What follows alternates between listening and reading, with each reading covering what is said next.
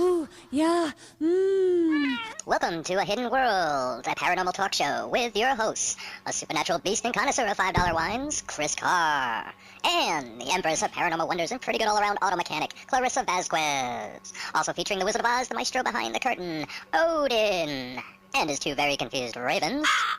Tonight's guest is the host of Infinite Inquisitions and Tripping the Void right here on the L&M Radio Network, the enchanting, the lovely Seraphine Hurley. Welcome. Come in. Let's see where to begin. First off, we'll skip your brain because you're not sane. This world is not what it seems. There's a reason we hide. No, it's not about the lies. It's a world of magic and truth, of darkness and light, laying just beyond your sight. Our hidden worlds cut from the page. Many have burned at the stake for being like he who knew his fate, for healing the sick without faith. See past the lies and open your eyes. There's far much more at stake. Good evening. evening, everyone. Yeah. How's it going, Chris? Pretty good. How are you? How are you this fine evening? I have had a really rough weekend, but I'm happy to be here on Sunday night. I heard. That's why the auto mechanic part was put into that introduction. Yeah. So what happened? I blew my upper radiator hose, and I mean by blew it. Well, I sent you the picture. I mean, there's like this 6-inch hole in my upper radiator hose, and And you blew it. yeah, I was stopped at a red light. The light turned That green. I must hit have the looked gas. really unusual. Yeah, well, I hit the gas to Mhm. go through the intersection, and poof. And Yeah, and so that's it, really unfortunate. No, well, it's like, because of my shoulder, it took me all day to replace one hose, and I missed my dad's gig. And oh, did you? I didn't know yes, I Get your I didn't trucks miss outta the here. I didn't miss the Friday show, but I missed the Saturday show. that. And where was you playing? He was playing at the Museum of the West in Grand Junction, Colorado. Awesome. What does he play again for our listeners? that Well, he does maybe don't know? cowboy poetry, but he also plays bluegrass music. That's really cool. That's really cool. So, So yeah, at least you got the one night. yeah, I got the one, and you know, got to see my uncles and you know, all of the salty old cowboys that love to give me a hard time, and I can always tell when my dad's been bragging on me, though, because these salty old cowboys walk up to me and start asking me about ghosts. Yeah. Like, yeah, I Dad's imagine been they bragging. must have some pretty good ghost stories themselves, being salty old cowboys. You know, one of them actually had a poem that he recited about a haunted hotel in Cimarron, New Mexico. Mhm. And just for our listeners, that's Chris pouring a drink. I know it sounds like he's peeing, but he's pouring a drink. I can see him on the camera. But Having a glass of wine on this fine evening. you're having a glass of wine. Yeah. Yeah. It's Taking like- a page you like out of my wi- book. Like my wine glass? It's like I don't have any wine glasses, so it's a beer mug for those who can't see. Ah. And what kind of wine are you drinking? A $5 wine. Connoisseur of fine $5 wine. So it's a Malbec, actually. An Ah. Australian Malbec. Yeah. Shrimp on the Barbie and a Malbec in the glass. Nice. That's how I roll. That's how I roll. So we got a But- pretty exciting show tonight. Yes, we do. And we've got a great guest coming up. Yeah, we do. Yeah, I actually just talked to her on Facebook message, so we're all good there. But you've been doing some extensive research in preparation for this show. I did a little, and to be honest with you, the ghost A little. end of this was actually a couple of weeks ago. I did check that out. It's a thing. It's a thing. I might have sent you a shocking photo or two just to kind of razz you a You little sent bit. me video. Yeah. You sent me video, and that goes back to our It was conversation. Unsolicited. Yeah, our conversation from last week about receiving random unsolicited nudity.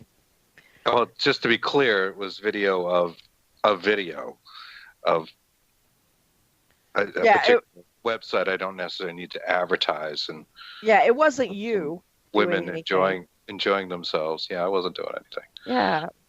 And why you thought I needed to be privy to that? Because we were on in like 5 minutes. Like, hey, look at this. Yeah. Yeah, if you're gonna It's send my me sense of humor, I naked guess. pictures, make it something that I want to look at.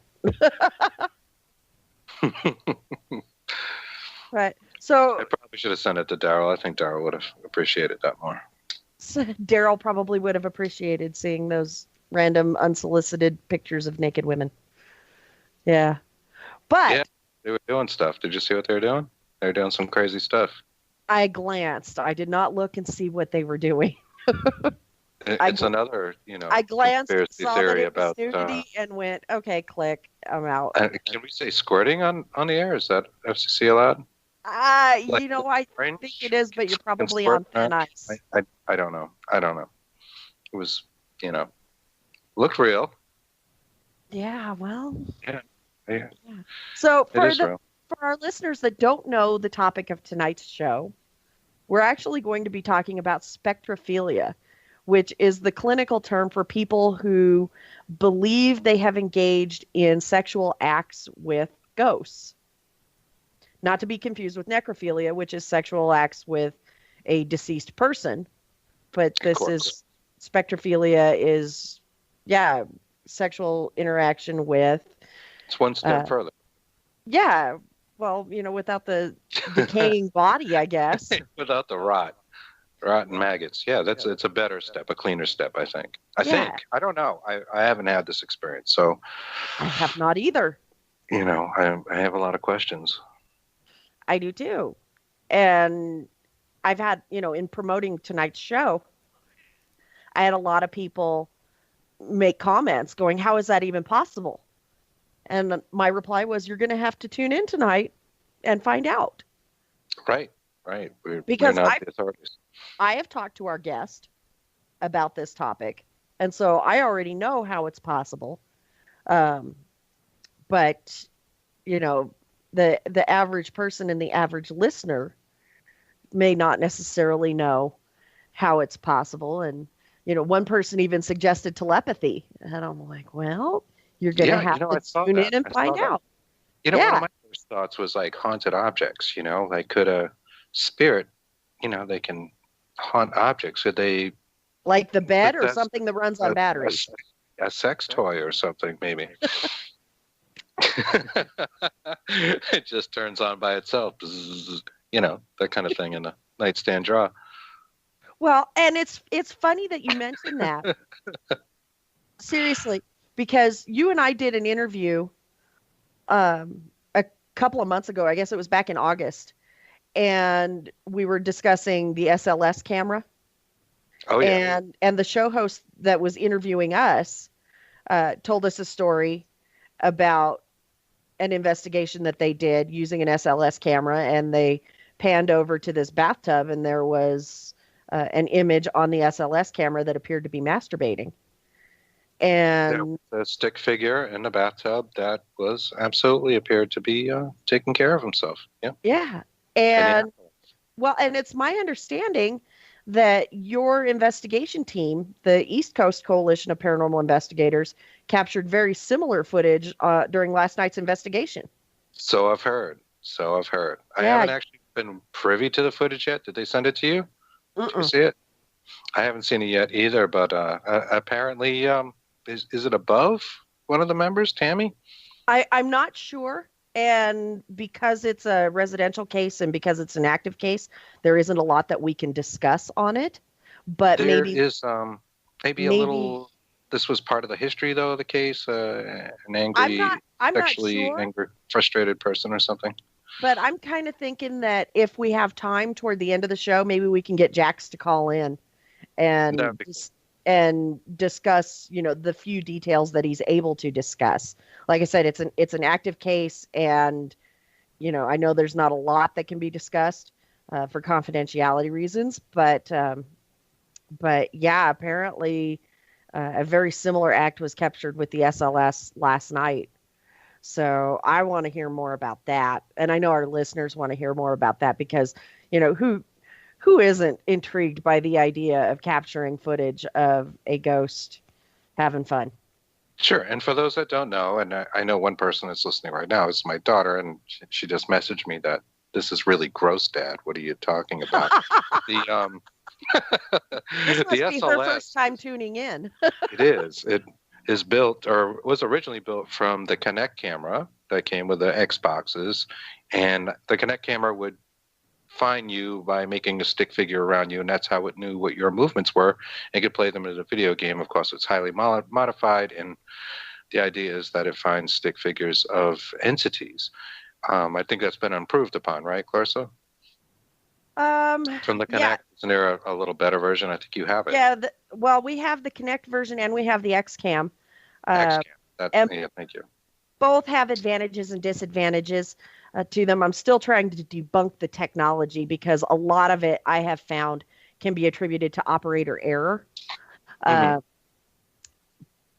Because you move the camera a fraction of an inch in any direction and it disappears. Whereas if it's legitimate, it should stay there. If it's a legitimate detection. I just got pinged. I bet that's Jax. And Yeah, nope, it's actually our guest letting me know that her Skype is up and running. Fantastic. So we'll have a nice clean call here in about 15 minutes when we bring her on the show. Excellent. Yeah, so it makes more or less stick figures, for those that don't know. And the show you're referring to, the stick figure seemed to be touching itself. Not that there was anything there to see. It just literally looks like a stick figure touching its lower region. So it looks like we have another case of that going on for ECCPI tonight. Yeah. Well, and so Jax was on his way home from the investigation this morning when I talked to him briefly. So, and I'm fairly certain he's listening tonight. And so later on, if we have time in the show, we'll see if we can, since we are talking about ghost sex tonight, not the most taboo topic we've ever covered, but certainly one that has generated the most interest. It has been in the media quite a bit lately. I think you had sent me an article about a woman who married a pirate ghost after having several encounters with other ghosts, and she's like legit legally married to a ghost, to a spirit. Yeah, the woman in Ireland, she married the ghost of a 300-year-old pirate who had been hung for piracy. And then there was another article that came out just a few days ago.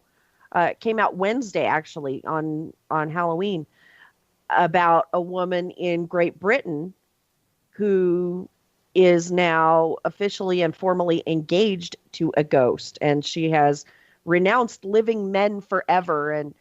And a couple of things that stand out about that article was he didn't get down on one knee because he didn't have knees, and she had never heard his voice or even knew that he was a male until the day that he proposed.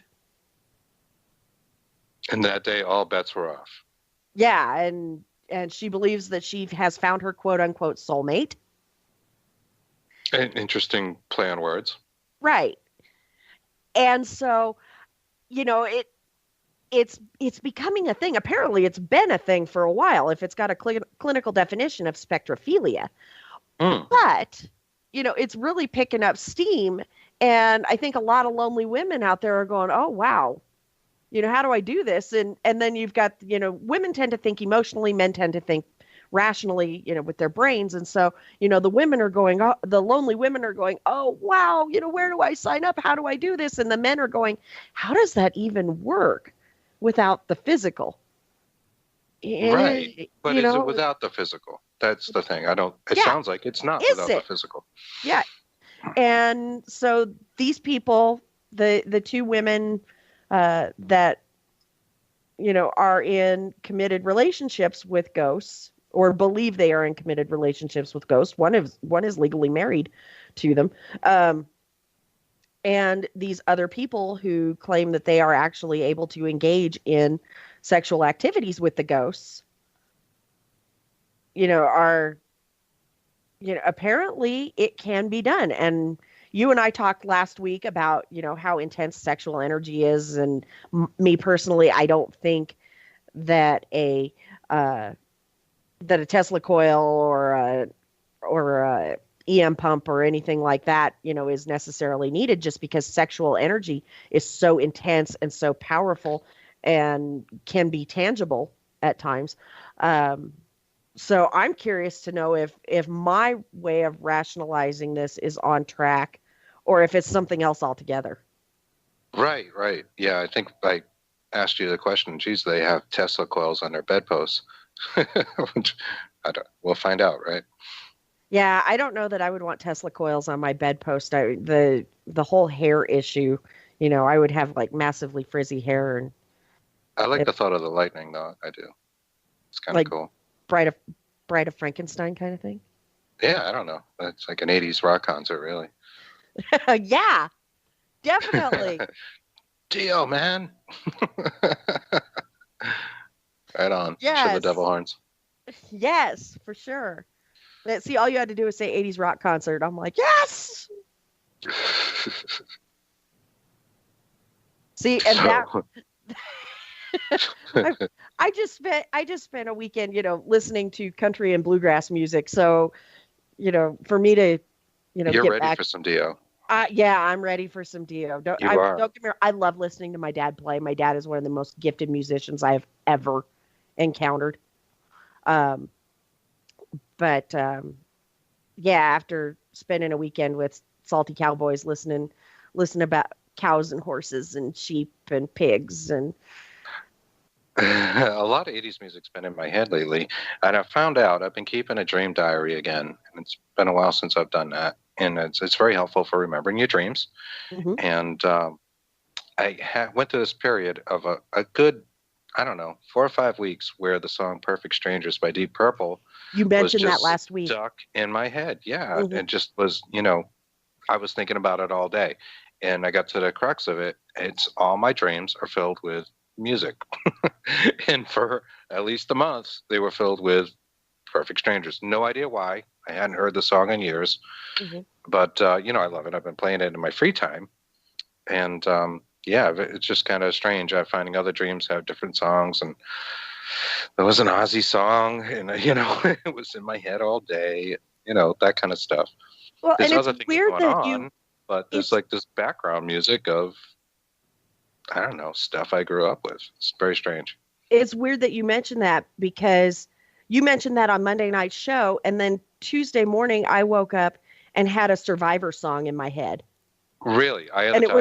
It was not Eye of the Tiger. They have other songs? Yeah, they have other songs. Oh, I didn't know. And all week, up until yesterday morning when I had my ghostly encounter yesterday morning, so Tuesday, Wednesday, Thursday, and Friday morning, I woke up with this Survivor song in my head.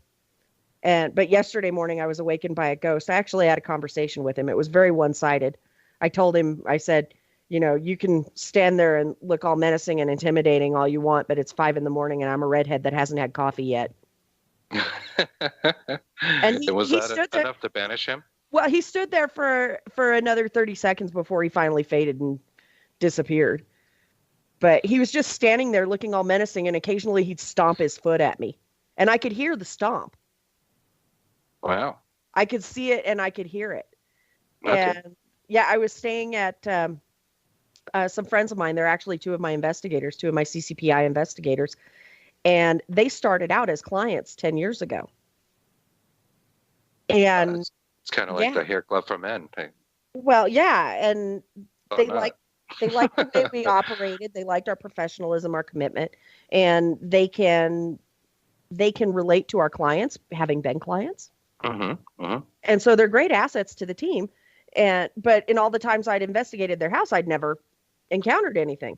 I always come up with bupkis until 5:00 yesterday morning when I wake up and there's this man standing there. Wow. Did you recognize him in any way, or No? just totally? No, I didn't recognize him, but my description of him matches theirs. And I'm not going to give the description on the air because we're actually going there. The team is going there Friday and Saturday night this coming weekend to investigate that house again. That's exciting. And he's already in your bed, so maybe you'll have your own tale. He was not in my bed. He was not in my bed. He was standing probably 5 to 7 feet away. He was leering with evil intent. Leering with evil intent, yeah. Yeah, why was he stomping his foot? Was it like, come on, woman, get naked already, or what? Yeah, maybe. You weren't doing enough. Don't just stare at me. Get busy. No, and I told him, I'm like, you can stand there looking all intimidating and all you want, but it's 5 a.m. and I'm a redhead that hasn't had coffee yet. So in other words, you don't want to go there. Apparently ghosts suck at making coffee. I wouldn't know. That asshole did not bring me a cup of coffee. The what? I can say that on the air. That's not on the list. I'll have to take that up with Odin. And his 2 very confused ravens. What's with his 2 very confused ravens? Odin had ravens. Okay. Daryl says that the ghost brought the cream for the coffee. The Ecto. Ecto, yes. I see. Yeah, you and I actually had a conversation about Ecto prior to the show. Do you remember this? Is Ecto the results like of 30 minutes ago? Yeah. Yeah. Yeah. We'll find out. And we'll find out. Our guest had a little insight on this. Yeah. So Daryl says it took only 30 minutes. I have no idea what that was in reference to, but the ravens. The confused ravens said it. Yeah. Daryl's very confused ravens. Right. So no, I'm excited to talk to our guest. Yeah, I want to also put this out. I did a little research on her because I wasn't that familiar with Seraphine. I know you know her and talked to her, and I think you've been on her show and stuff. She's a host on the network. But her show is really good. I enjoyed it. It's Infinite Inquisitions is one of them, right? She has 2 shows on the network. She has Infinite Inquisitions and then Tripping the Void. Tripping the Void, right. I think it was a Tripping the Void I listened to, and there was a lot of insight in there. And there was some stuff in there I wanted to ask her about, too. So we're not just limited to sex, but certainly... Yes, we are. Tonight we are. What those poltergeists were doing. We've got to dedicate the entire show to sex so we can get it out of our system, because it seems to be the one thing we keep coming back to. It has reoccurred. We need to know if there's haunted vaginas involved. We need to know.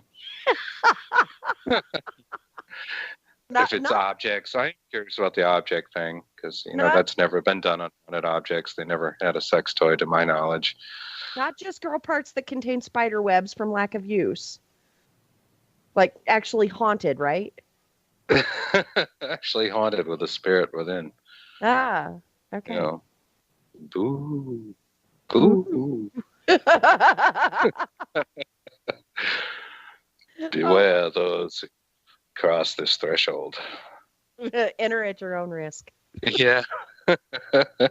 And watch out for spiders. Yeah, please don't step on the spiders. The spiders is an inside joke between Chris and I, folks. You had to have been there.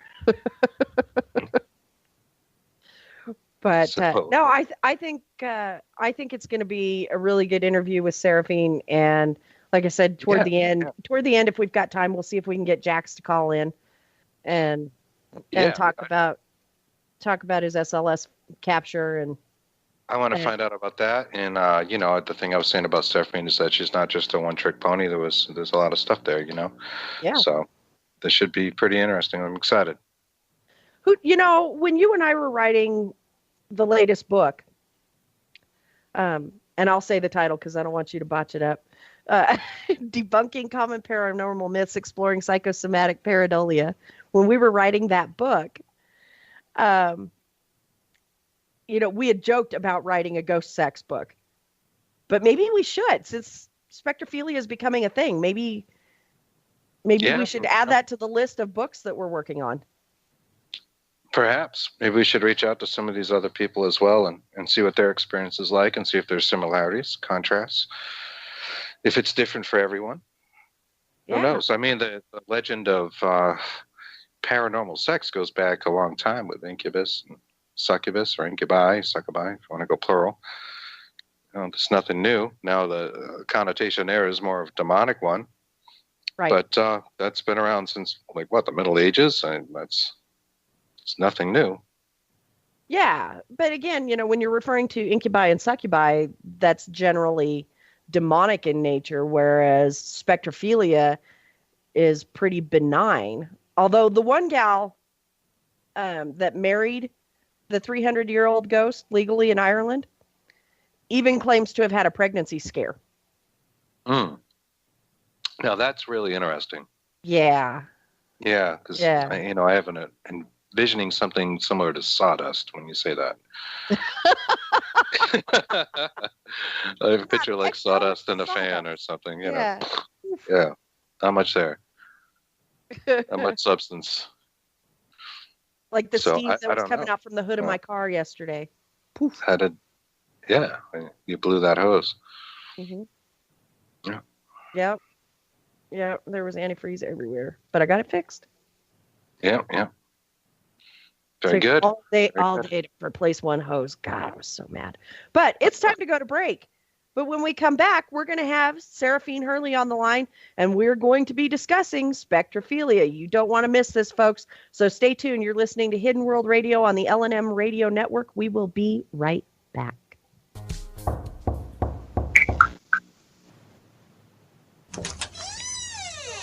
Hello?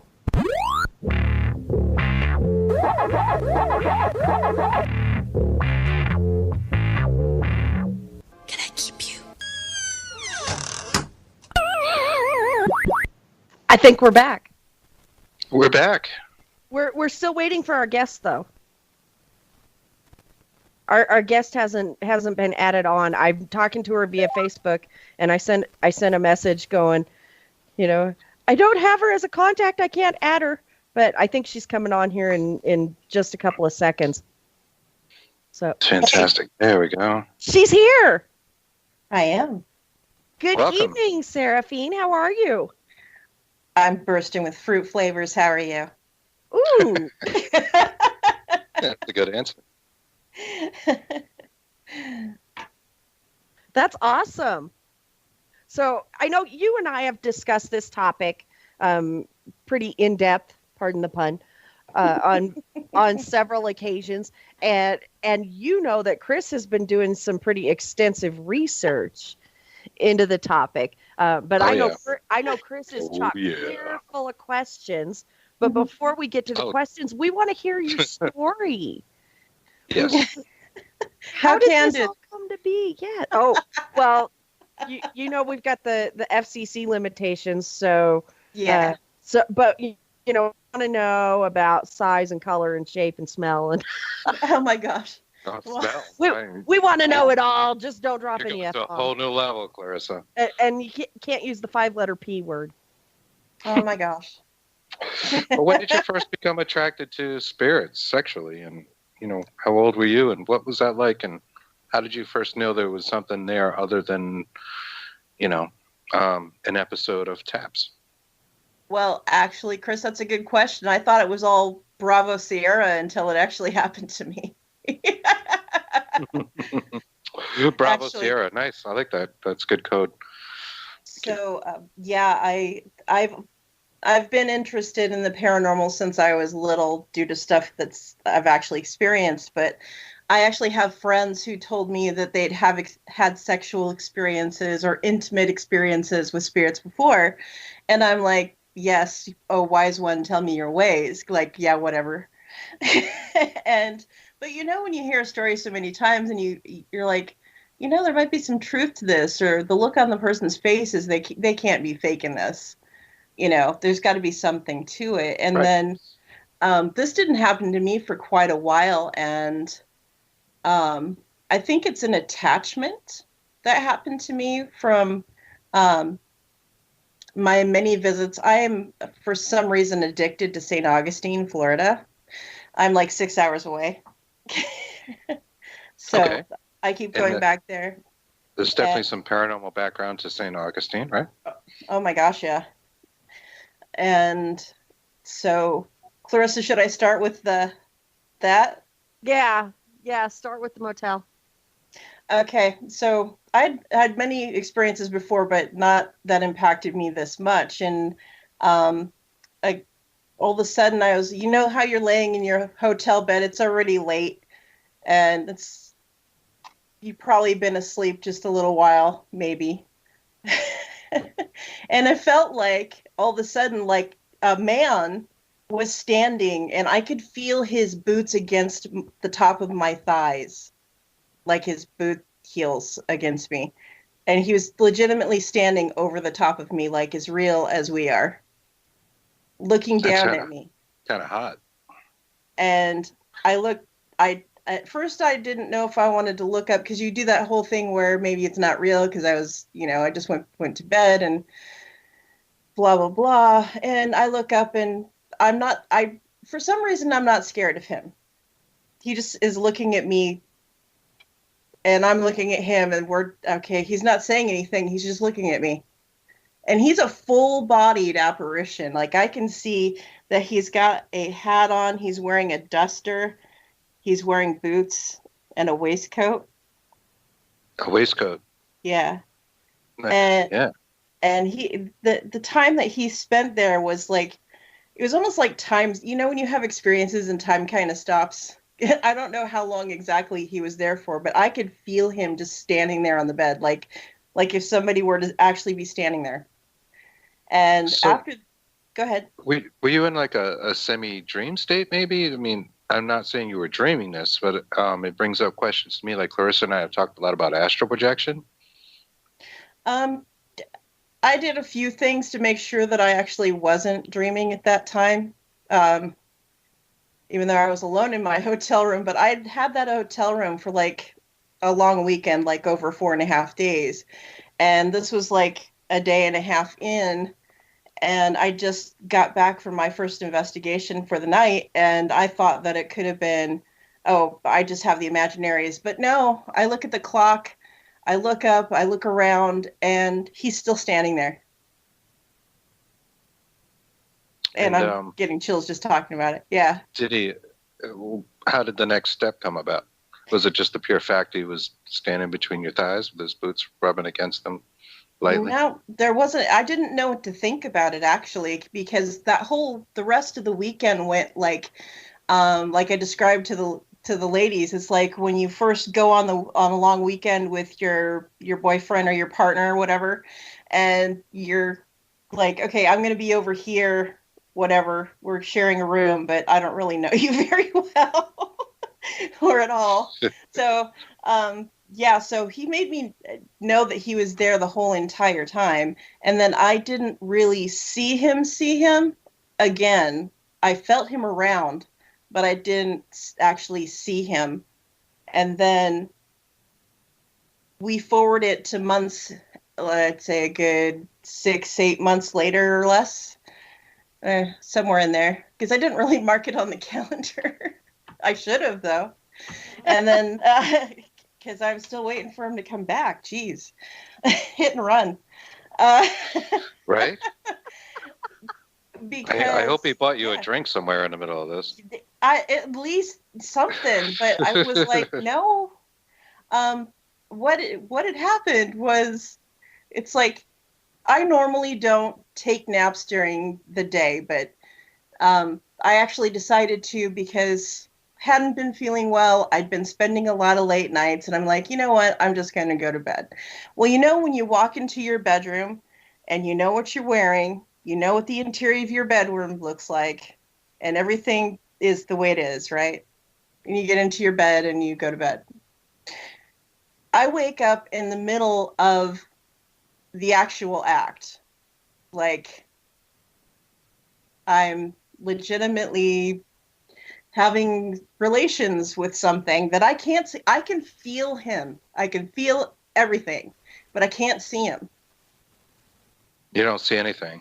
No. Is there anything to grab? Like, do you reach down and try to, like, I can actually grab his butt or I something? can feel it. Yes, I can feel him, but I can't see him. You can feel his butt. I can feel everything, but I can't see him, which is really bizarre. And so I'm like it's looking an invisible around. butt. Like, you're grabbing an invisible butt. It's like I don't know you're why. doing the Invisible Man. Pretty much. There's no hat at this point. The hat's off. This is so entirely bizarre that, because like I said, I thought people were completely full of it, and then it happened to me, and like. And this lasted for a decent long while, you know. And no, I'm not full of it. No, I'm saying you were full of it, meaning the entity. Not, you were full of him. Not Bravo shenanigans or whatever that was. But the whole thing was, I don't know. You would think that it was like a dream because I was like rationalizing it after, because it took some. Definitely, this is the thing. It's like when somebody just has sexual relations with you and they don't know you, it's just kind of a mechanical thing. This entity knows me in some way, which is weird. Sounds like he knows you in a carnal way now. Or maybe it was like he already did know me. He knew the spot kind of thing. He knew. Okay. You get what I'm trying to say? Like, he knew, you know, what I liked. So it's like, huh? I'm like, this is just too good to be true. So did I win the sex lottery or what? Because... So it was really good, is what you're saying. I don't even really have words to describe how awesome that was. But he knew the buttons to press, the right size to be, and angles, and I wasn't gonna say that it was all that whole, you know, stuff that only happens in books kind of thing. That's not it. It's just that it was what just kind of books are you reading? Surprising, all kinds. Yeah, me too.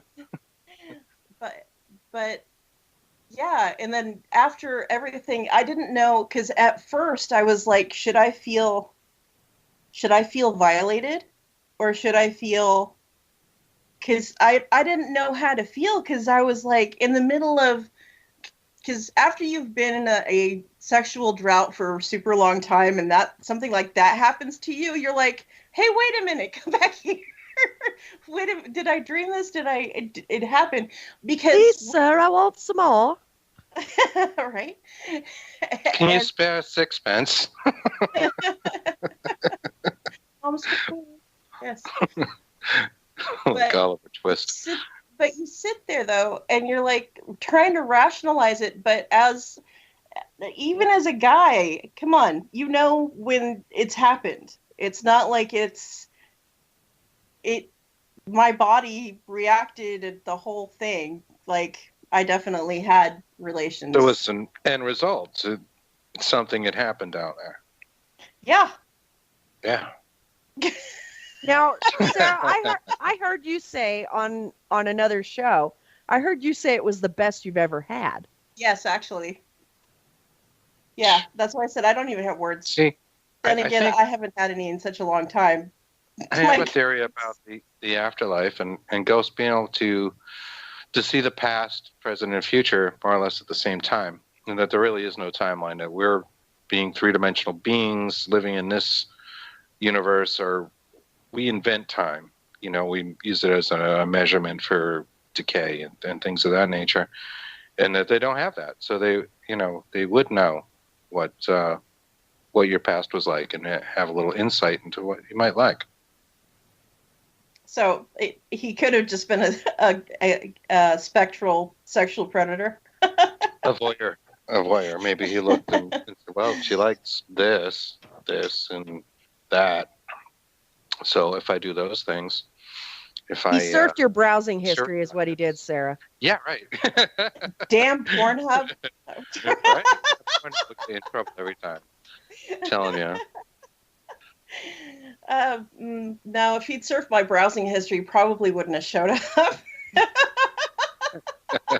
He would have been scared.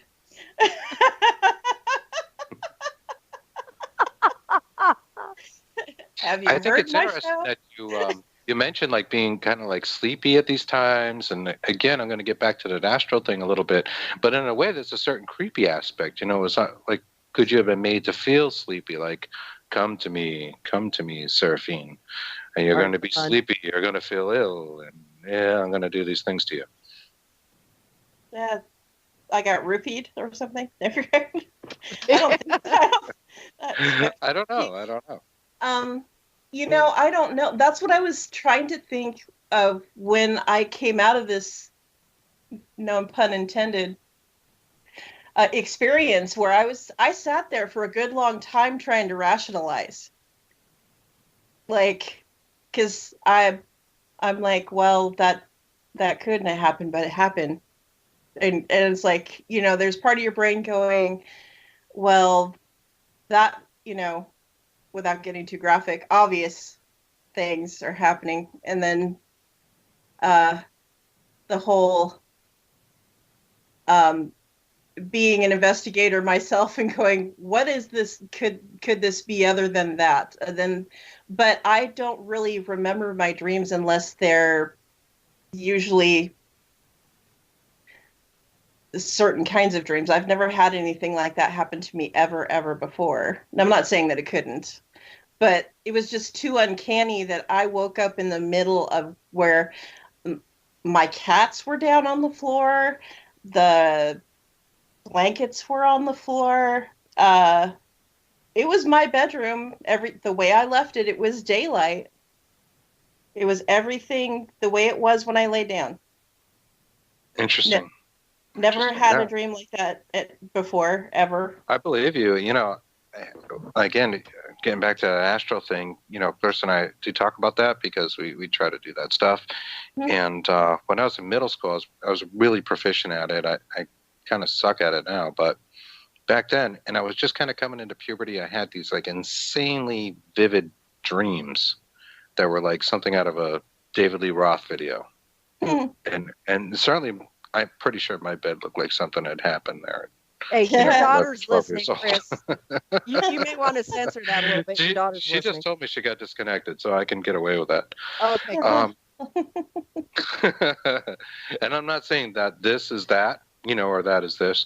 I just wonder if there's any correlation, or a bigger picture that we're missing with it.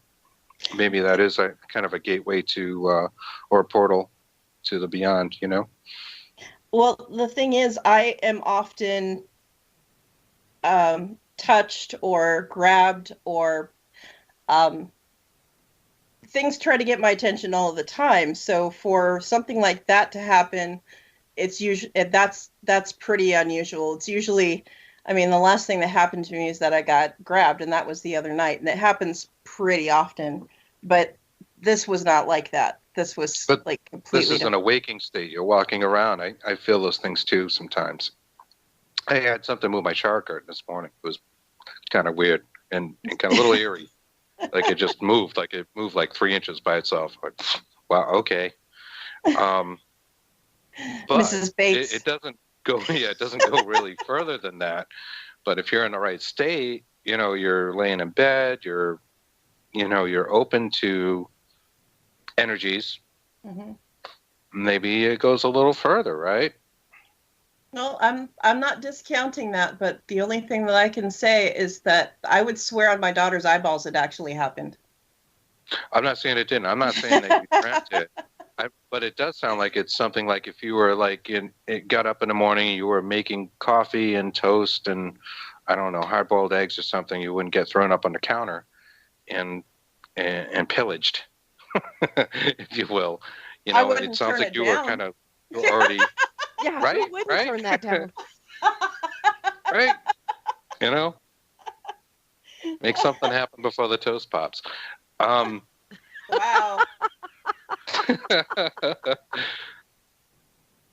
Wow. Butter that bread, yeah. That's yeah. less than a minute. But you were in bed, you were, you know, open to that kind of experience, is what I'm saying. So, has it been like that every time? Have you always kind of been in bed and kind of a sleep-wake state? Or have you? How does it happen? Like, how often does this happen? This has only happened the glorious one time. I've been waiting for him to come back because I think that he was. Okay. I thought this was an ongoing thing for like months. No, but I know when he's around though, it's the same feeling. It's weird. Like someone's looking at you, that kind of thing. Nope.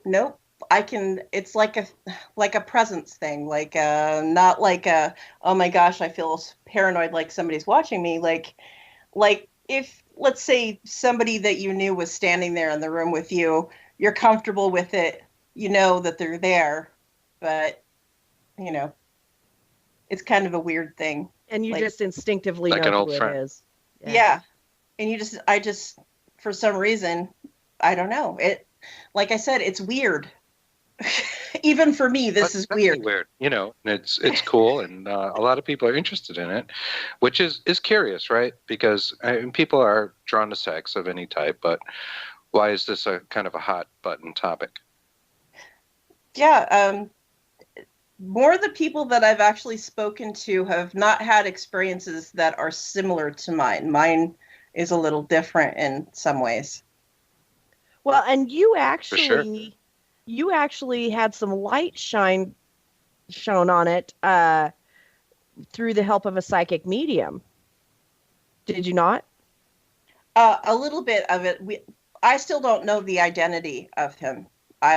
We think that his origins could be Augustine. I'm actually going to speak to somebody who thinks they know who it is and see if there's any correlation or anything, because they have pictures apparently. Picture didn't happen. Because I've only seen him when he was standing over me in Augustine, when I had all that stuff happen in Augustine in the room. That was weird.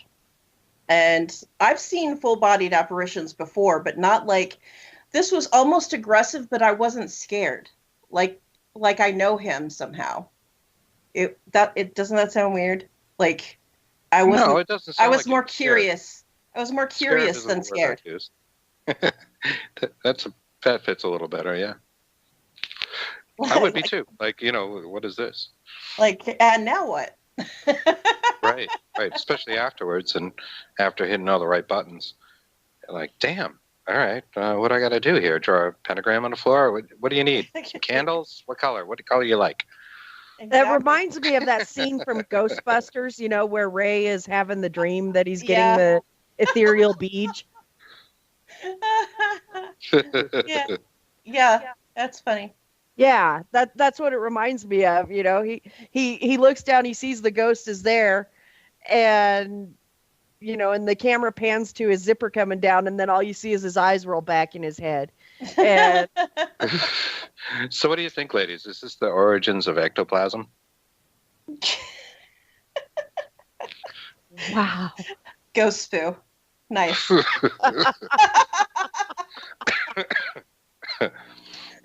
Is it really bright green?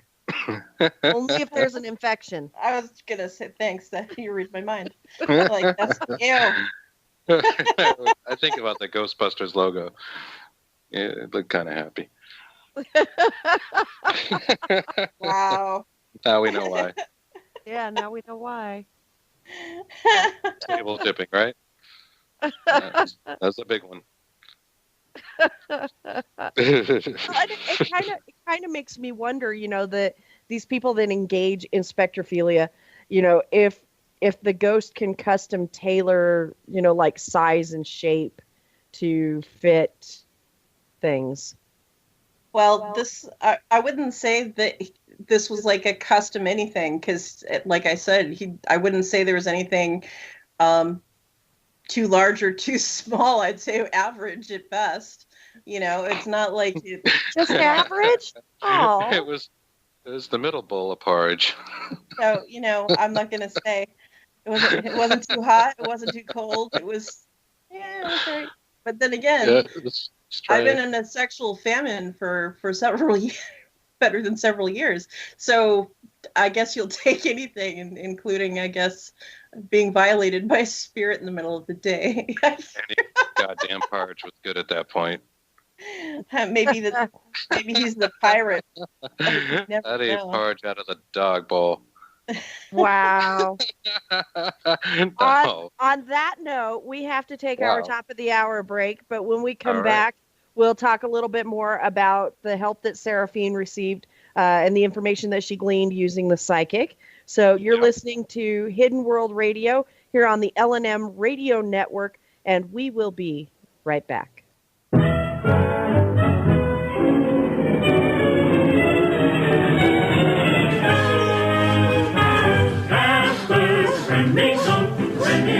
You know, the grown-up sight of him with right, you're all of them so. He always says hello, and he's really glad to meet you, wherever he may go. He's kind to every living creature, grown-up don't understand, but you're not in the most. It's all the way up and so, after the pending door. And we're back. Welcome back, everyone, to Hidden World Paranormal Radio here on the L&M Radio Network. I'm your host, Clarissa Vasquez, and joining me this evening is my ever faithful, my partner in crime, Mr. Chris Carr. Hey. And we've got a great guest on the line. We're talking to Seraphine Hurley, talking about spectrophilia. But before we get back to our guest, I want to send a shout out to all of our affiliates and all of our syndication partners. Want to send a shout out to High Point Radio, 1620 AM, 100.5 FM of New Jersey, New York, Pennsylvania, and West Virginia. WCET 101.7 out of Columbia, South Carolina. KOY 1230 in Phoenix, Arizona. KYAH 540 AM, Utah's Talk Authority. And you can also catch us on TalkStream Live, Paranormal Radio, YouTube, TuneIn, Twitch, and iTunes. And a new feature that Chris and I have just started putting on our fan page is a video attached to our archives. So you can go to facebook.com/CCCV books and catch the video archives. You're not going to see us. It's going to be a slideshow. But you will be able to catch the previous week's show attached to a nifty little slideshow video. And that's facebook.com/CCCV books. So Weebly.com? that's our website. Oh, I'm sorry. I had to step away for a moment. My son's going to bed. Now, our website, if you want to learn more about adulting. If you want to learn more about Chris and I and the books that we have out on the market and the research that we've been conducting, you can go to www.cccvbooks.weebly.com and find out the latest and the greatest in the world of the bogey and bacal of the paranormal. And let's see, we got another acronym recently too, didn't we? I love that. I think it dates us, makes us look like we're 150. Yeah, I like it. I'm very honored by that one. But somebody else. We got another one. Was it? It wasn't Butch and Sundance. It was Bonnie and Clyde of the paranormal. Somebody recently, cooler, but still somebody recently 100 called years us. old. Yeah, well, if 1920. anybody else ever calls you Bonnie, I'll skin them. Nice. But we've got a great guest on the line tonight, folks. We've been talking to Seraphine Hurley, talking about spectrophilia and her encounter, her bedroom encounter with the unknown. So, Sarah, welcome back to the show. Yeah, thank you for having me. And before we went to break, we kind of touched briefly on how you had received a little bit of assistance through the help of a psychic medium to kind of identify who this mystery man is or was. What can you tell us about that? Yeah, since we're all here on Late Night in the Midlands radio here, was actually doing a show with Laura Lee Podfin on Angel Rock, and I'd never met her before in my life until that, like, I would say half an hour, like typed a couple sentences. It's the only thing I did before I talked to her, and she asked if I wanted to do a reading, and I'm like, oh yeah, sure, because I'm kind of an open book. I'm just not responsible for your reaction to my answers. So Told you she'd be a perfect fit for this show, Chris. Ask me whatever you want. But perfect fit is what we're talking about, I think. Right. But I had never put two and two together, and I didn't even think about it until I was actually talking with Lorley, and it was kind of weird. Because I was actually at my mother's home. I was actually spending quite a bit of time at my mother's home in Washington State, where I'm actually from. I live here in Florida, but I was like 5,000 miles almost away from my house. So it felt like as soon as she brought up the correlation between an attachment and St. Augustine, it felt like somebody was standing behind me in the chair. I was really kind of like, okay. Like you could feel the stare right at that point, like he's been there all along. I'm like, we've traced the call. It's coming from within the house. Right? And yeah, it just... So how are you doing with that? Have you made any steps to remove the attachment, or are you trying to bring the attachment closer? Because of my level of curiosity, I'm not making him go away just yet. He hasn't been banished with Sage and whatnot. Oh, yeah, because Sage works every time. No. Yeah. Right. We're going to do a show on banishment soon, because I have a lot of doubt in banishments, but yeah, so it's another story for another day. Right. But no, you're keeping a vial of holy oil next to the bed just for that purpose now, right? It's holy.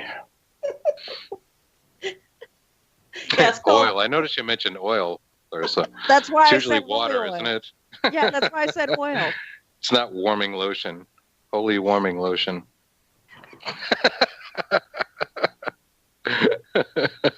Wow. Do people even use that anymore?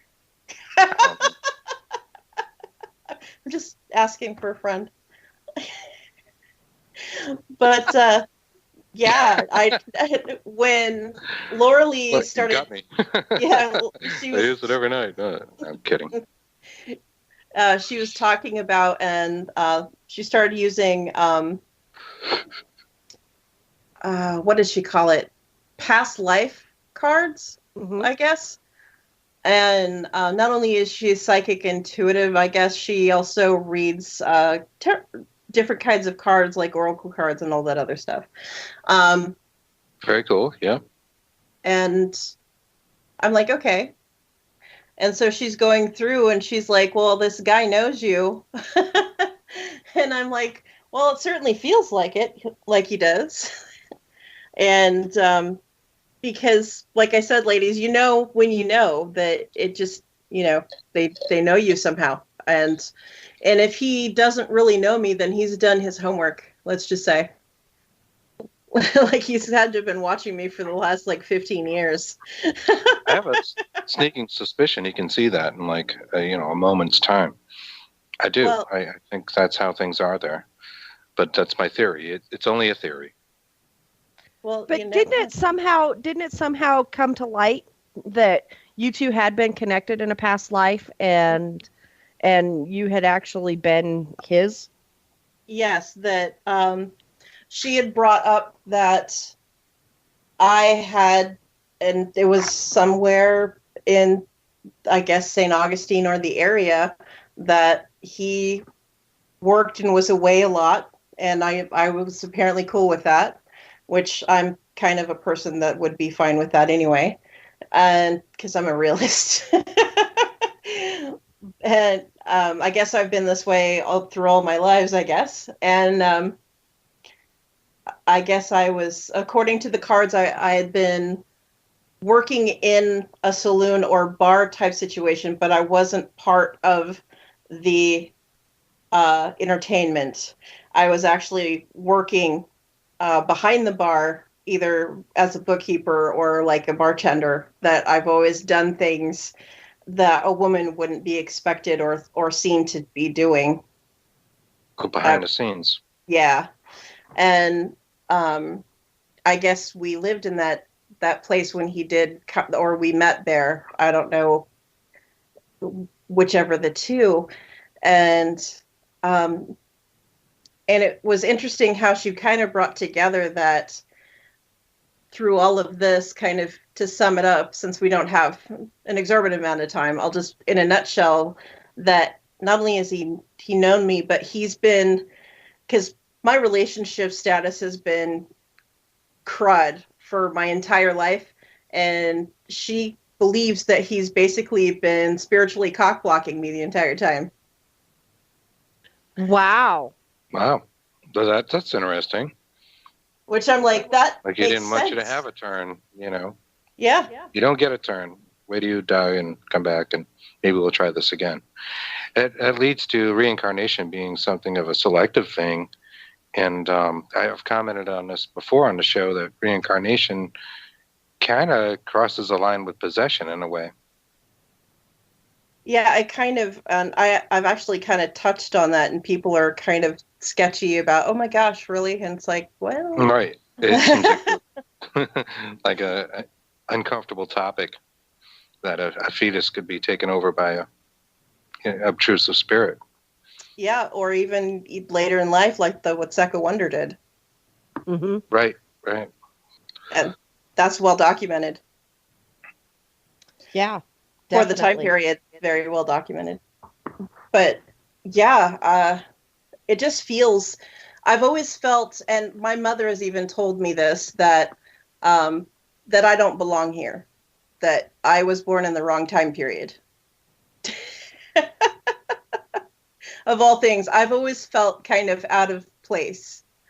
And so, I just kind of roll with it. But I guess that's why I never grew out of the whole goth thing, I guess. Never, it wasn't a phase with me. It just kind of moved on. But it doesn't surprise me that something would hang around, and it would kind of explain a lot of the things that I have actually experienced throughout my life in some ways, like the relationships that tank for no apparent reason. I mean, I actually had a guy break up with me over Mila Jovovich. Wow. Yeah. Okay. And Mila, she wasn't involved? That or was she involved? He was so obsessed with her. I'm like, sounds like he was involved. Like, yeah. And I'm like, okay, so you go ahead and go on with your bad self, because whatever. And my relationships end in really odd ways. All of them. It's traps of being an adult, things happen. So my next question is, you said you've got possibly an inside track as to the identity of this guy, and you're actually going to try to find that out soon. What then? What do you have a plan as to what you're going to do? Are you going to try to reach out to him? What's next with this? I actually, because of my obsession with St. Augustine. Don't know why. That's, I guess, part of my piqued curiosity. Actually, the obsession began long before the incident with him standing over me. Mhm. And I've always been drawn there, and I have no, like, New Orleans, like, I've been there before. But St. Augustine's a little deeper. And now that I've had somebody actually reach out to me, and I want to know a little bit more about history and if it could be true. And if it is, then yeah, I'm going to definitely try to reach out and find out not only more about the history itself, but if I can't contact him otherwise. Right, like you want to know if something happened before, if maybe he had a past life there, and Mhm. events that occurred, and he's reaching out to you. That seems perfectly natural. That isn't even unusual, really. I think I would wonder the same things. I mean, there's other things about that besides that, obviously. I mean, there's lots of stuff besides, I mean, historically and how do I put this? Parascientifically besides that. Because there's, if you've been to St. Augustine, that place is hot. Mhm. And I have a lot of theories about a lot of the places that are actually there as to some of the things that go on there after this last time that I was there. But this last time that I was there, I didn't feel him around except for one time, and it was in a protective kind of way.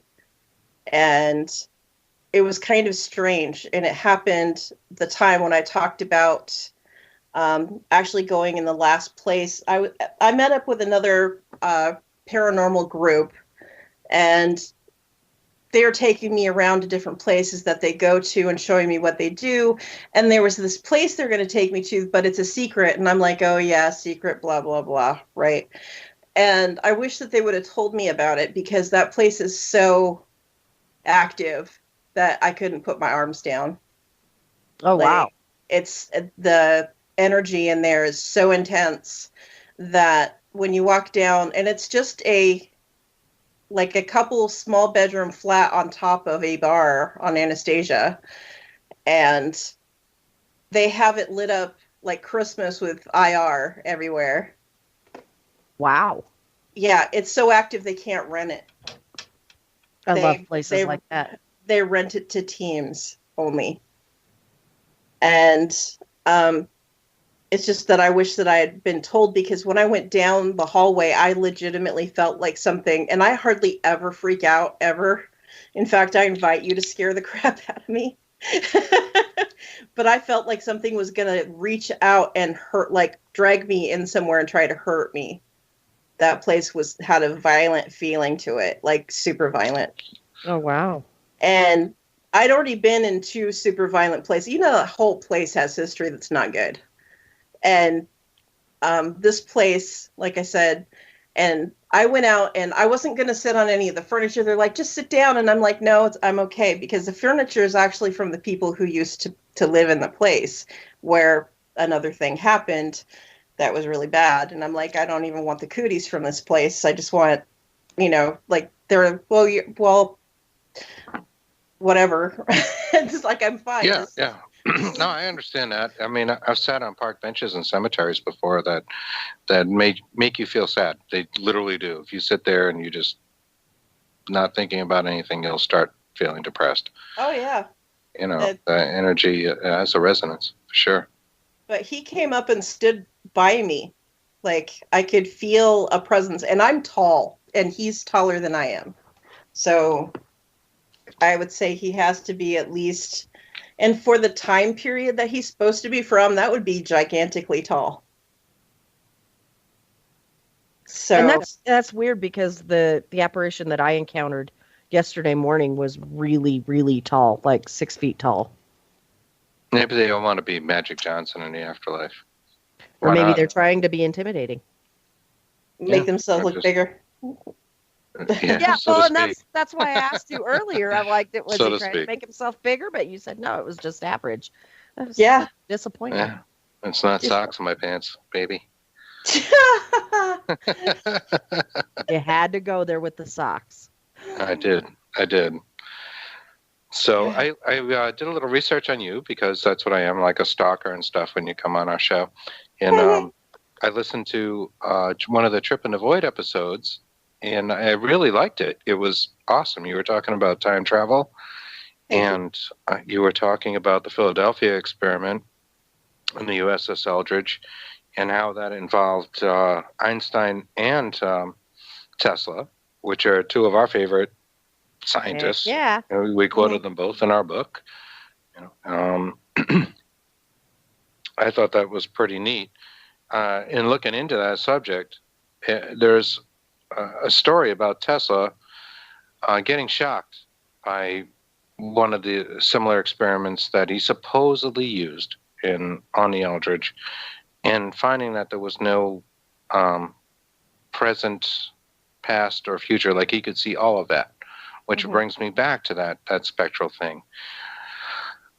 Do you think ghosts maybe can see the past, can see the future a little bit, maybe just have more insight than we do? I've found that in my spirit communications, it always feels very external to me, and there's always this kind of like thing that I would never think about that comes up, and I go, wow.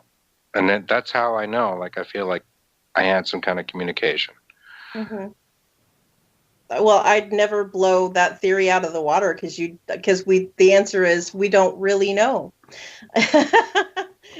we have blow to do being the key word. I mean, we have a comedy show here, so we're open to that. Yeah, so I wouldn't knock it out. Do you think Tesla was involved in that? Do you think this thing happened with the Eldridge, the Philadelphia experiment? Is that a real thing?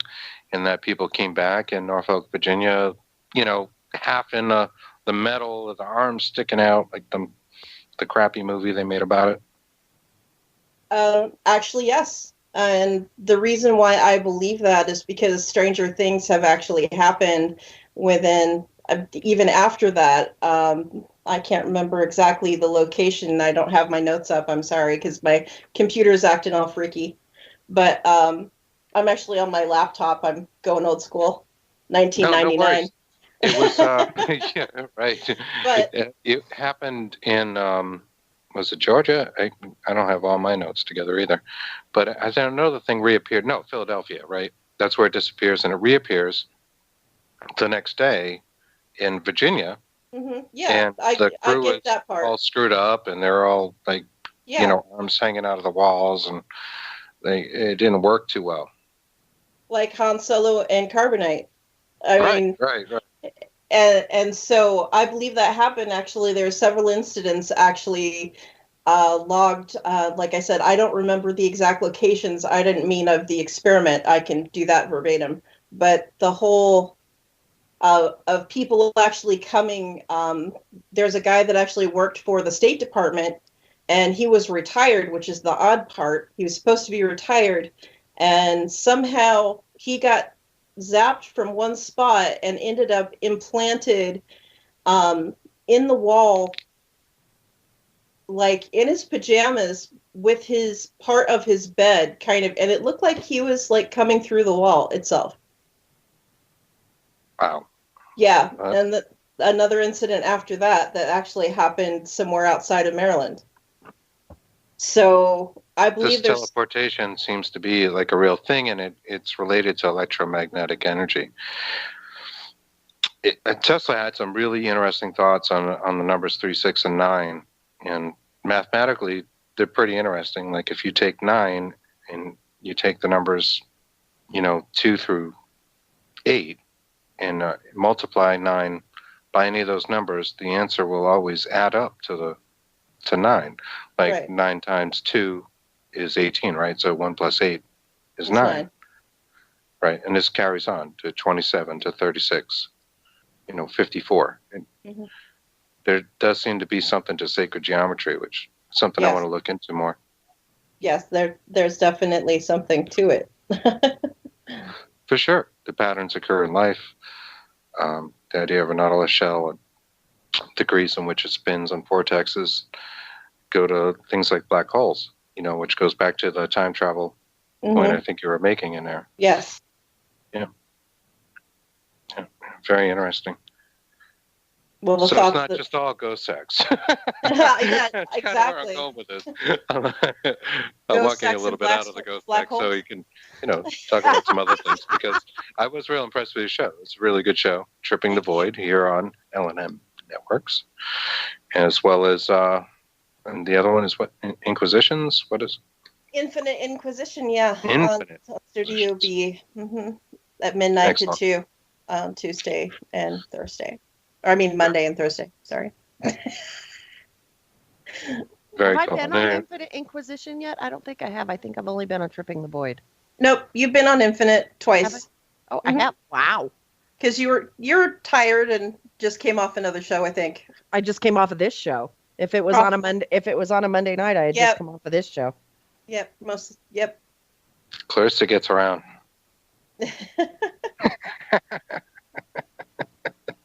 What are you trying to say there, Chris? I'm getting a evil stare for that. No, it's all good. I wish. We like being on L&N networks, the radio networks. And it's cool that we can all be on each other's shows and stuff and talk about different viewpoints, because everybody has an original idea going in with the show, right? Definitely. And it's been interesting getting to know people here on Late Night in the Midlands, because the hosts are all so diverse and have come from all different backgrounds.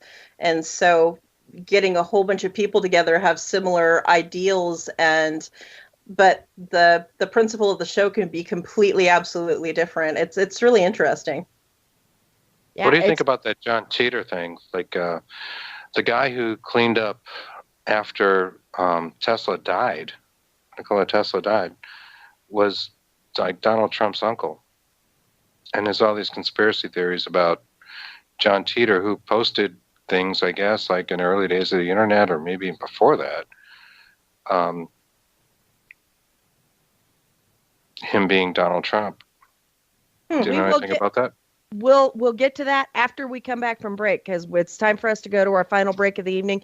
When we come back, we'll have Seraphine weigh in on that question, and we'll get some more shameless plugging going on. And then we've got another guest that's going to call in. So we've got a jam-packed last 30 minutes of our show. You're listening to Hidden World Paranormal Radio on the L&M Radio Network. We will be right back. And, we're back. We're back. Wow, just like that. We're back, just like that. We're back. See, that's Bingo. the problem. That's the problem with having the commercials muted. Yeah, I can't hear them. Don't have the technology. I can't We're hear them. almost there with our supercomputers. We need a supercomputer installed in the Neely residence. They have so many computers over there. It is insane. I don't know how they watch all of those monitors and produce multiple shows at a time. I don't know how they do it. I don't know either. Really, I don't know. They are.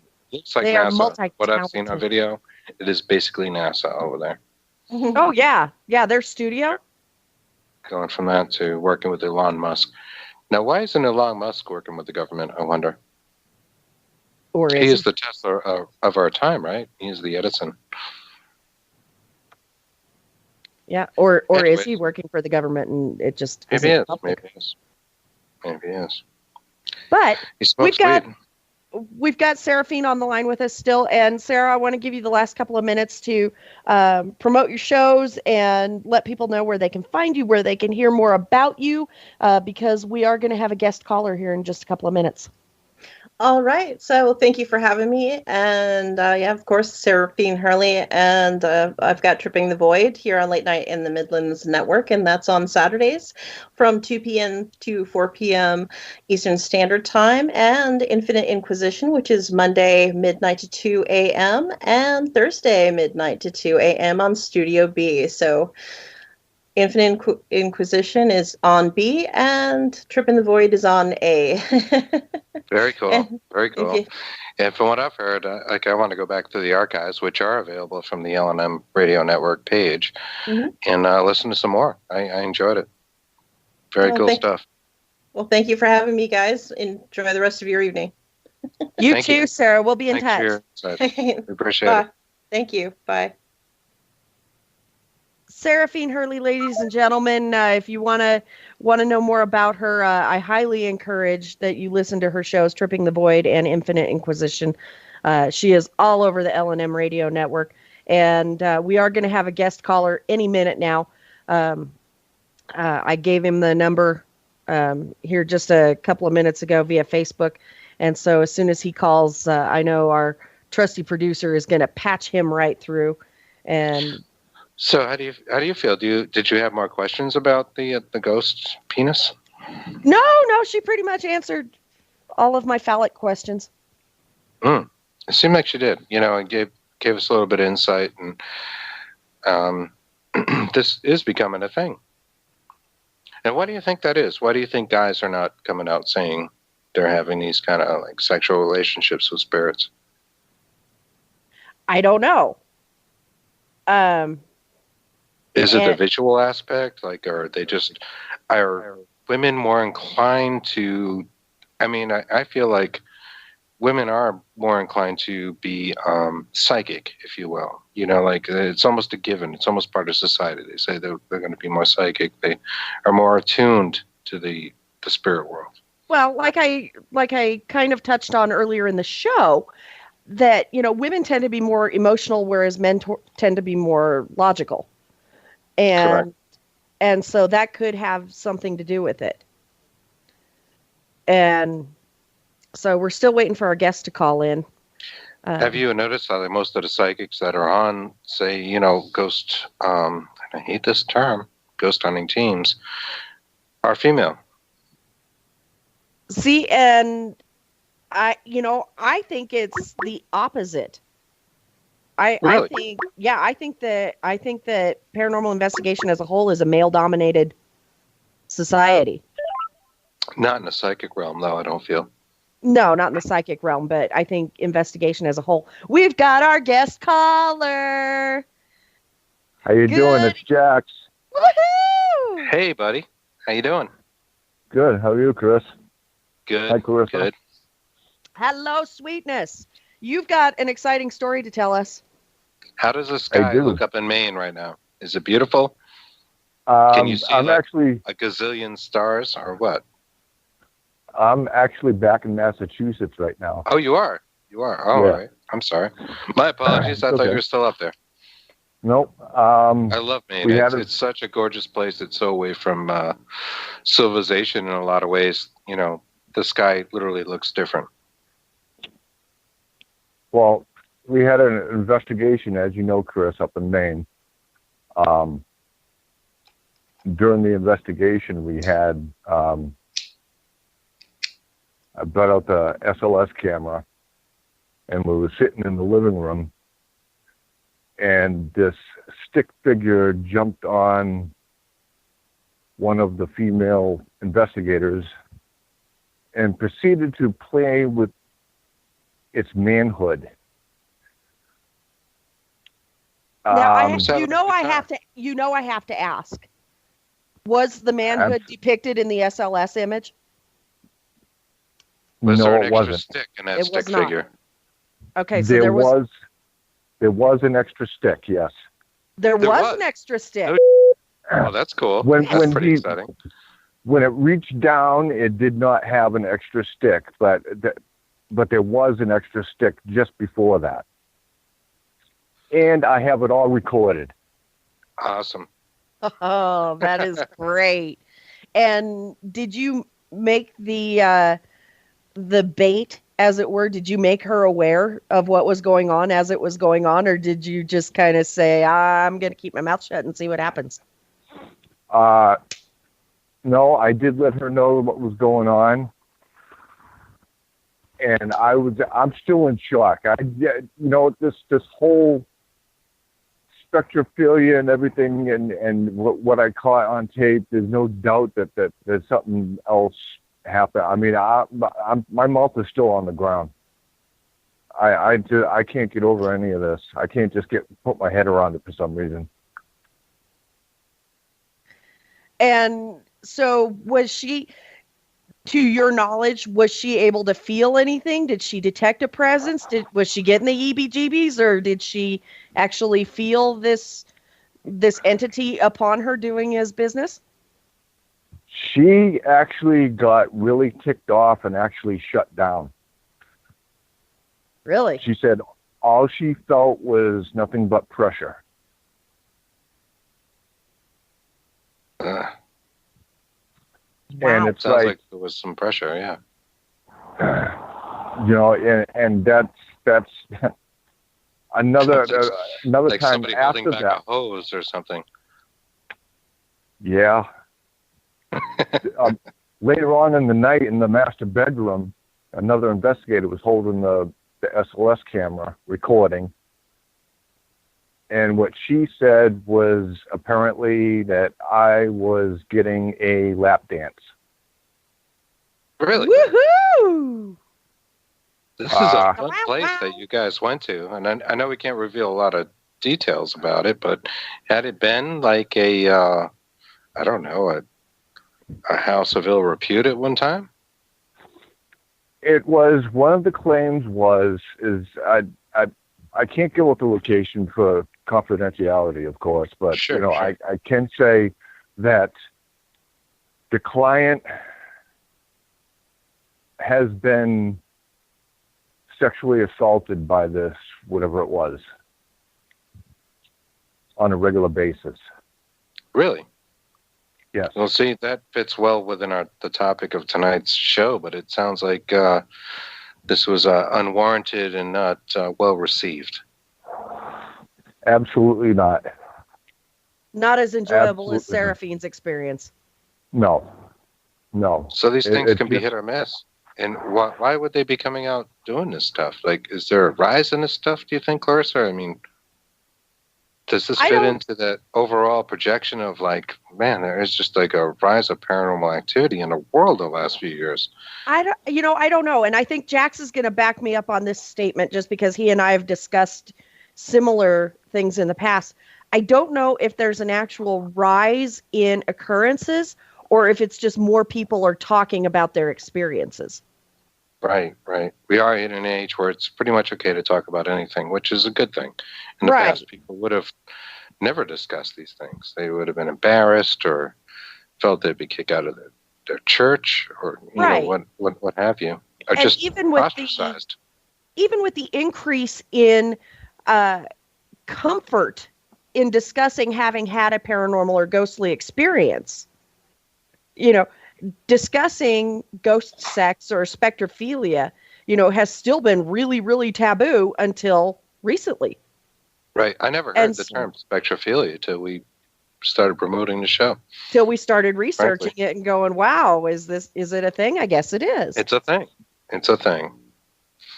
So what do you think, Jax? Am I on the right track here that we don't know if there's an uptick in activity or if it's just more people are comfortable talking about it?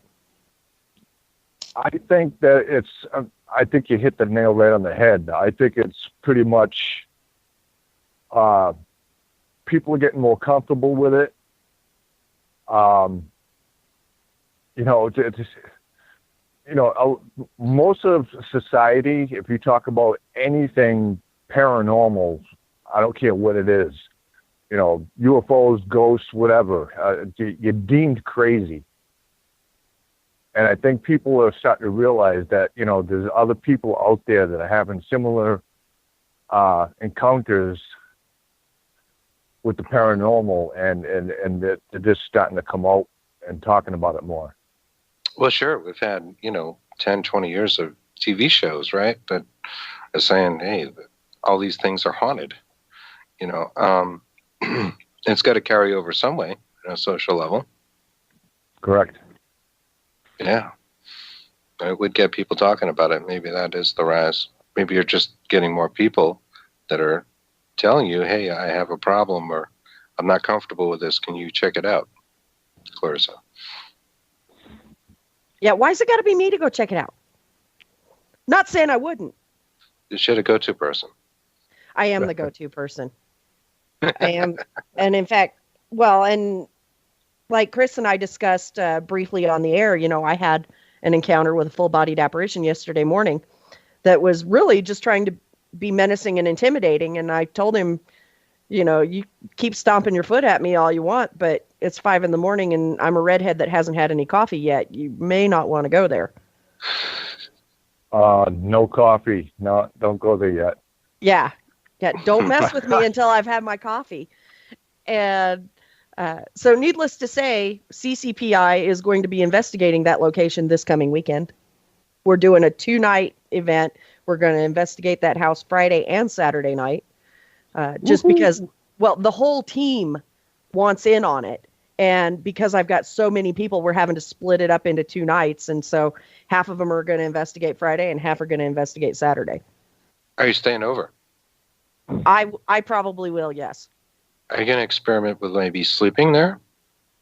Well, I slept there Friday seem to night. be a running theme here, is being in a half awake, half sleep state.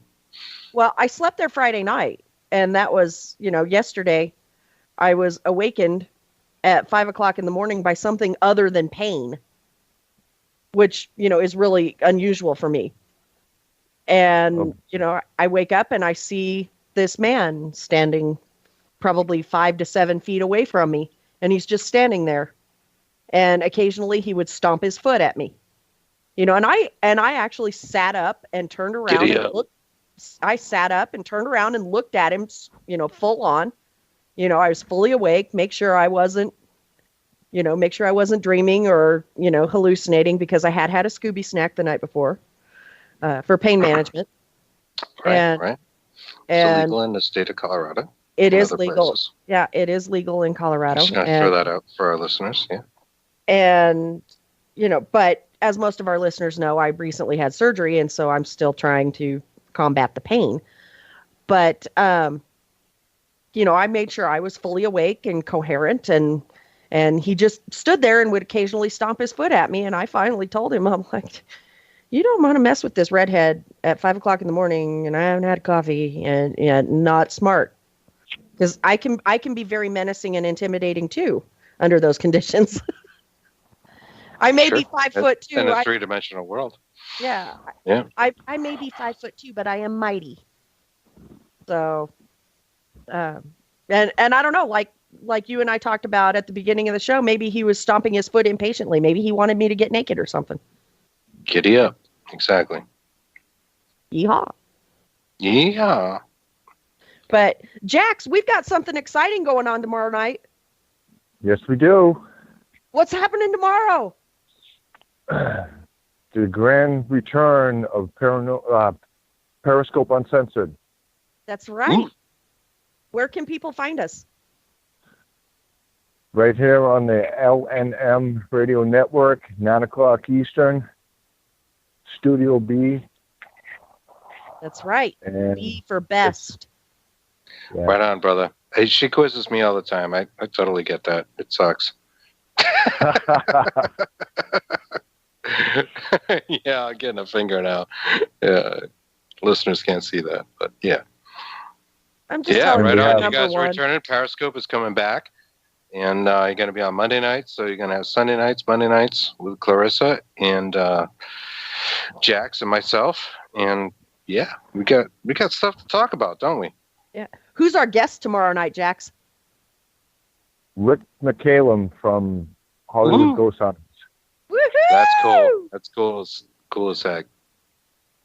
Awesome. I am super excited to talk to him. And Jax, I know Chris knows this. I don't know if you know this, but Rick actually has 5 out of 6 of my books. Really? Yeah, the only one he doesn't have is the children's book. He has no need for it. Yeah, but you failed to mention that you sent them all to him. When he asked me for them, yes. It's less impressive if you send them. You're supposed to buy them. No, he asked me for them, though. Are people going to buy our book? I hope so. What's the name of it? Debunking Common Paranormal Myths, Exploring Psychosomatic Pareidolia. Available on Amazon. Ding, ding, ding, ding, ding, ding, ding. Yeah, I am not drinking tonight, Jax. Where is that bell? Chris is drinking, but I'm not. I'm taking it easy. The I found the other books. So I have all 6 of the books, including the children's book. He has the children's book. He has the children's book. Awesome. I have the children's book. Yeah. Well, I knew you had the last one because Chris and I gave it to you in person. Correct. True story. And where were we at? S.K. Pierce Haunted Mansion. Yeah, we were. So it's got a ghost or two. Well, guys, we have reached the end of our show. But I want to remind everybody to tune in tomorrow night for the grand return of Periscope Uncensored in Studio B at 9 p.m. Eastern here on the L&M Radio Network and our syndicated affiliates. And we'll have Rick McCallum as our guest. So it's going to be good. I'll be listening. Yeah, and I'm going to be typing questions. I'm going to give you guys a hard time. Type you a bunch of weird questions. Can't wait. Yeah. What's your favorite color? So tune in to Jax and I tomorrow night for Periscope Uncensored. And next week on Hidden World, we're going to have Jeff Woolwine. We're going to be talking extraterrestrials and ghosts, and maybe there's a war going on between them. So that's next Sunday night, 9 p.m. Eastern. The Matrix. Yep. So we are in a matrix. There's no question. I'm convinced of it. I'll speak on that next week. So for Chris, Jax, Daryl, Katie, the L&M family, and myself, have a great evening, everyone, and we'll catch you on the flip side. May all your ghosts be friendly. Yeah, beyond. Good night.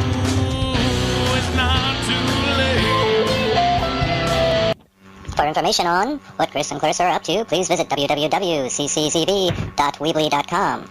For information on the Colorado Coalition of Paranormal Investigators, visit www.ccpi-paranormal.com. For information on the East Coast Coalition of Paranormal Investigators, please visit www.eccpi-paranormal.com. If you'd like to advertise on the Hidden World Paranormal Talk Show, please visit www.lnmradionetworks.com and tell them Hidden World sent you. We'll sell your product, we'll sell your service, we'll sell your soul.